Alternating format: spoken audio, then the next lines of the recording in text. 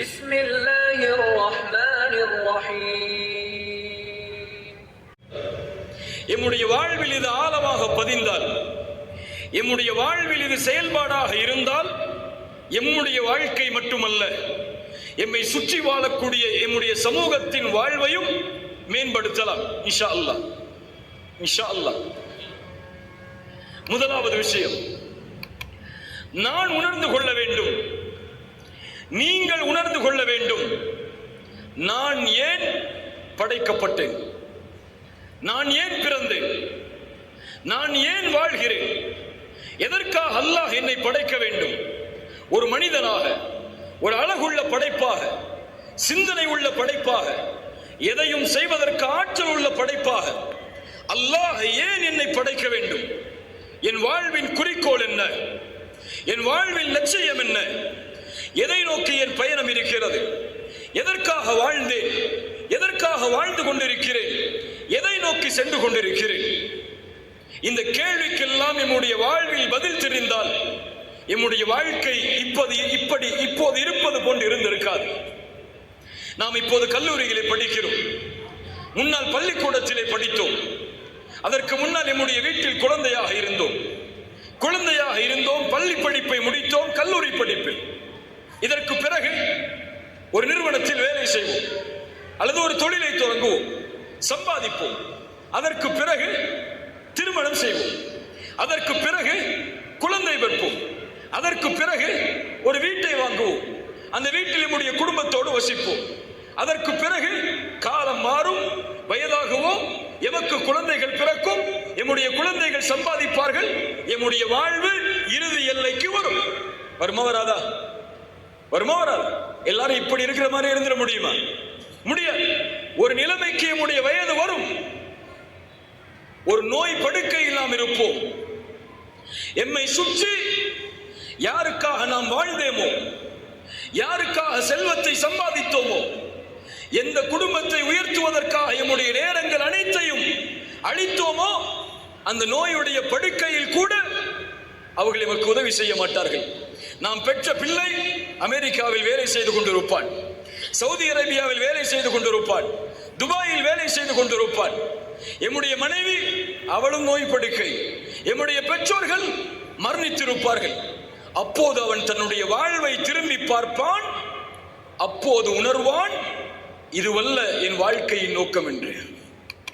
செல்வத்தை சம்பாதிப்பதற்காக நான் வாழ்ந்தேன், இந்த நோயுடைய படுக்கையில் அந்த செல்வம் எனக்கு என்ன உதவி செய்தது?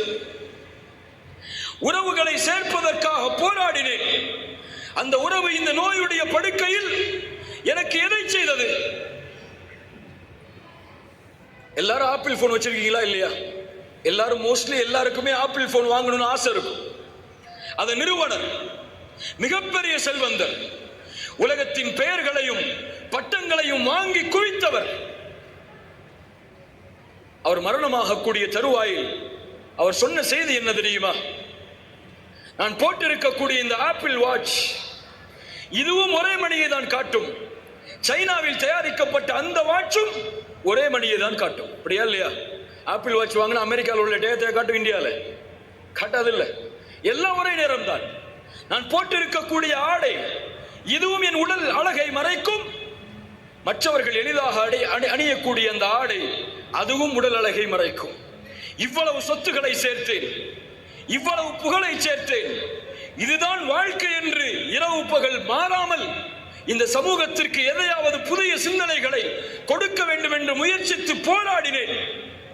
ஆனால் இப்போதோ நான் நோய் படுக்கையில், நான் சம்பாதித்த நிறுவனமோ, என் தொழிலாளிகளோ, என் செல்வமோ இந்த நோய் படுக்கையில் என்னோடு இல்லை. இப்போது உணர்கிறேன், இதற்காக நான் வாழ வேண்டியதில்லை என்பதை. எல்லோரும் உணர்வார்கள். செல்வத்தை சம்பாதிப்பதற்காக தன்னுடைய வாழ்வை அர்ப்பணித்தவன் தன்னுடைய கண்ணுக்கு முன்னாலேயே செல்வத்தை அர்ப்பணிப்பதற்காக தன்னுடைய உறவுகள் போட்டியிடுவதை பார்க்கும் போது உணர்வான், இதற்காகவா நான் சம்பாதித்தேன் என்று. புகழையும் பட்டங்களையும் பெறுவதற்காக தன்னுடைய வாழ்வை அர்ப்பணித்தவன் உணர்வான், இதற்காகவா நான் வாழ்ந்தேன் என்று.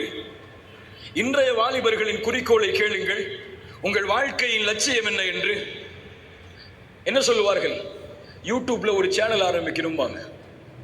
Quillbot Premium offers one shortened mode to make அப்படியா இல்லையா? அல்லது ஒரு ஷார்ட் ஃபிலிம் எடுக்கணும்பாங்க, அல்லது ஒரு மியூசிக் டைரக்டர் ஆகணும்பாங்க, அட்லீஸ்ட் ஒரு டப்மாஷ் செய்யணும்பாங்க. டப்மாஷா அது செஞ்சு அப்லோட் பண்ணி எல்லாரும் அதை பார்க்க வைக்கணும்பாங்க. அப்படியா இல்லையா? இது குறிக்கோளா? நீ நடிகனாகுவதோ, உன் யூடியூப்பில் உன்னுடைய வீடியோக்கள் வருவதோ, டப்மாஷிகள் வருவதோ, நீ போடக்கூடிய அந்த ஷார்ட் பிலிம்களை மக்கள் பார்க்க வேண்டும் என்பதற்காக அப்லோட் செய்வதோ, நீ அதில் புகழ் பெறுவதோ, இது குறிக்கோளா? அது குறிக்கோள் அல்ல, அது லட்சியம் அல்ல. அதுதான் லட்சியம் என்றால் உன்னை விட சிறந்தவன் ஒருவன் வந்தால் உலகம் உன்னை மறந்துவிடும். உன்னை விட அதில் சிறந்தவன் ஒருவன் உருவானால் நீ யார் என்ற அறிமுகம் கூட இல்லாத அளவு மறைந்து விடுவாய். அதுதான் இந்த உலகத்தின் இயற்கை. இதை நோக்கமாக கொண்டு பயணிப்பவன் தன் வாழ்வின் முடிவில் ஒட்டுமொத்த வாழ்வையும் வீணானதாக, குறிக்கோளற்றதாக ஏன் வாழ்ந்தேன் என்றுதான் அவன் கருதுவான். என்ன சொல்லவில்லை, நீ விளையாடாதே, படிக்காதே, நீ எதையும் செய்யாதே, எந்த குறிக்கோளோடும் வாழாதே, நீ உன் வாழ்வு என்பது வீணானது, அப்படியே வாழ்ந்து மறைந்து விடு என்று சொல்லவில்லை. எதை வேண்டுமானாலும் செய், எதில் வேண்டுமானாலும் உன் கவனத்தை செலுத்து. நீ பார்க்க வேண்டிய பார்வை அதில் என் படைத்த இறைவனின் அனுமதி இருக்கிறதா, என் ரசூலின் அனுமதி இருக்கிறதா? இருந்தால் நீ செல்லக்கூடிய பாதையில் முதல் இடத்தை அடையும் வரை போராடு. நீ அல்லாஹ்வை நம்பிக்கை கொண்டவன், படைத்த இறைவனை ஏற்றுக்கொண்டவன். நீ இரண்டாவது தரமோ மூன்றாவது தரமோ பின்னால் வரிசையோ உன்னிடம் இல்லை. ஏன்? உன்னோடு அல்லாஹ் இருக்கிறான். நீ வர வேண்டிய பாதை முதல் பாதை. உன்னை உலகம் பின்பற்ற வேண்டும். நீ யார் என்பதை ஒட்டுமொத்த உலகம் அறிந்து கொள்ளும் வரை உன் பாதையில் முன்னேறுவது உன் மீது கடமை என்பதை உணர்ந்து செயல்படு. விளையாட்டா? முதலில் வா. படிப்பா? முதலில் வா. பொழுதுபோக்கா? முதலில் வா. தீனா? முதலில் வா. அழைப்பு படியா? முதலில் வா.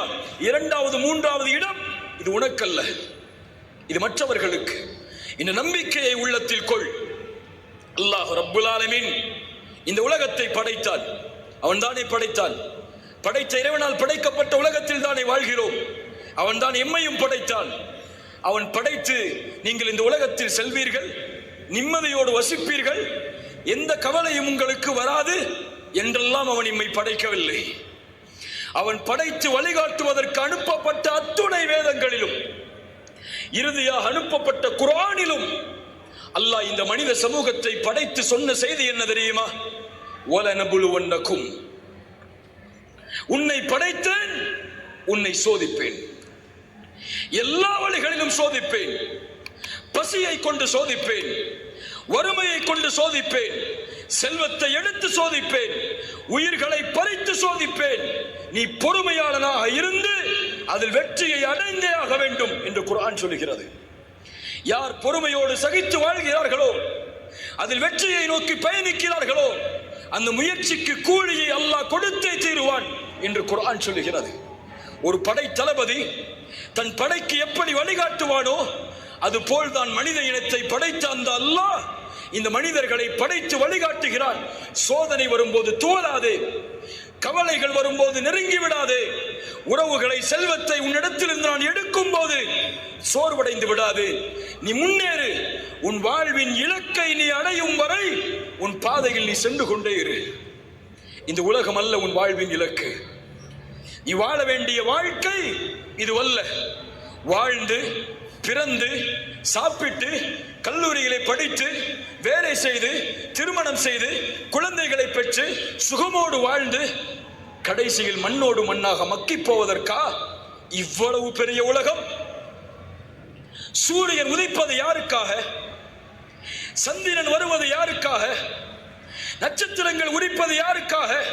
மனிதனே, உனக்காக. சூரியன் காலையில் இறைவனுடைய கட்டளையால் உதிப்பது நீ வாழ வேண்டும் என்பதற்காக. சந்திரன் இரவிலே வருவது நீ வாழ வேண்டும் என்பதற்காக.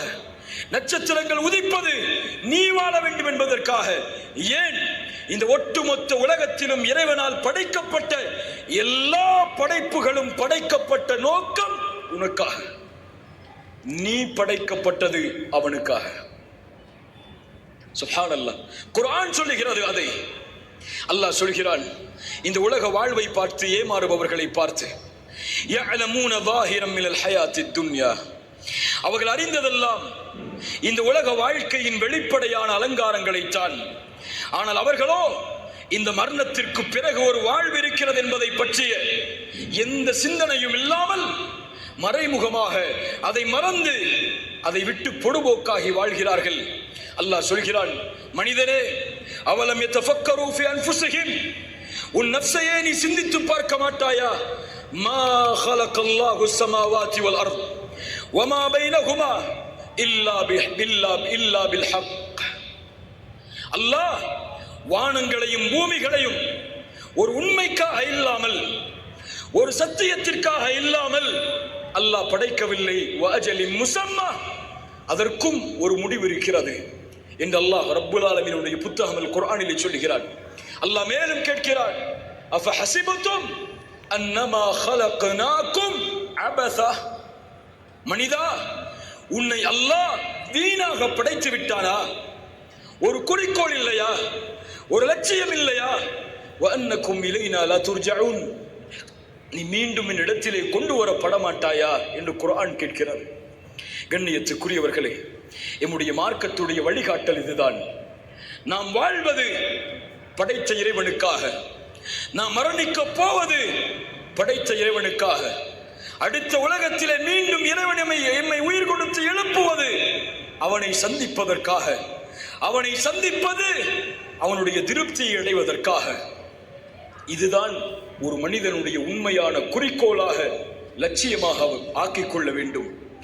நான் இந்த உலகத்திலிருந்து மரணிக்கும் போது, இந்த உலகத்திலிருந்து பிரியும் போது, என்னால் ஒரு சமூகம் வாழ்ந்தது என்ற வாழ்வோடு இந்த உலகத்தை விட்டு பிரிய வேண்டும்.